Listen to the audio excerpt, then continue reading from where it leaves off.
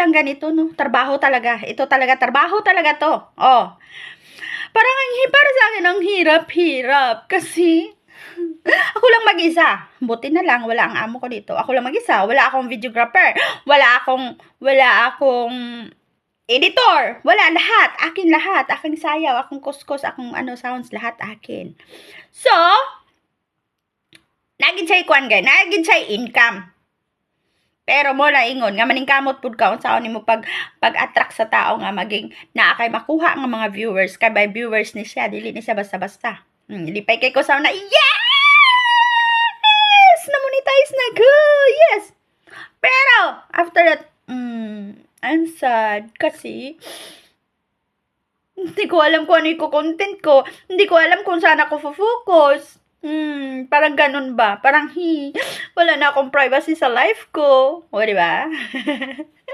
Ang hirap. O, sino nakarelate dyan? Ganun, di ba? Pero talagang may pira ang, talagang trabaho to.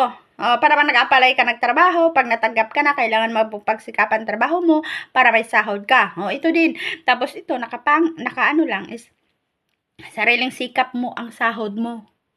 Amo mo si daddy. Na hindi mo makikita, hindi mo makausap. Sabi na ko sayon na kayo. Sabi na ko, yes, monetize na ko. I'm so happy. Pero dili di ay. Kaya nga no, lisod kayo magbuhat og content. Lisod kayo pag-attract sa tao. Lisod kayo pagkuha ang attention sa tao sa imuhang content. Grabe gyud nakaingon ko, wow.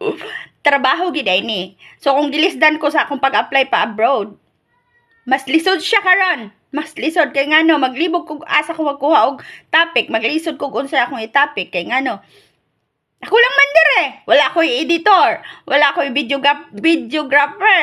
Ako lahat, akong sayaw, akong kuan. Akong kuskus, akong sayaw, ana ba yun? Akong sounds, akong sayaw. Oh.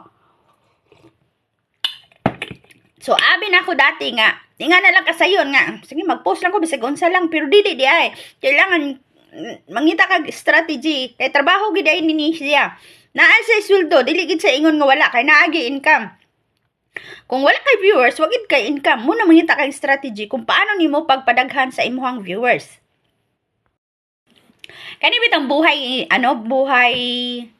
trabaho man sa Facebook. Kani bitang atong pag content sa mga bag-uhan diya parehas nako nga magkagulo-gulo na ang utok kung unsay content.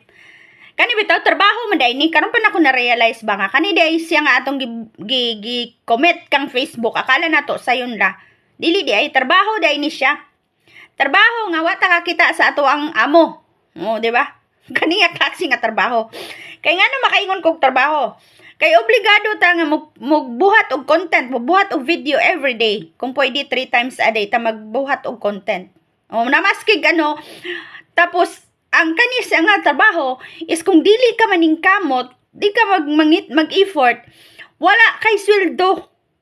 O di ba? Kay kung bati ang imuhang video, walay mananaw, walay viewers, wala kay income. O di ba? So trabaho giday siya, di giday siya basta-basta.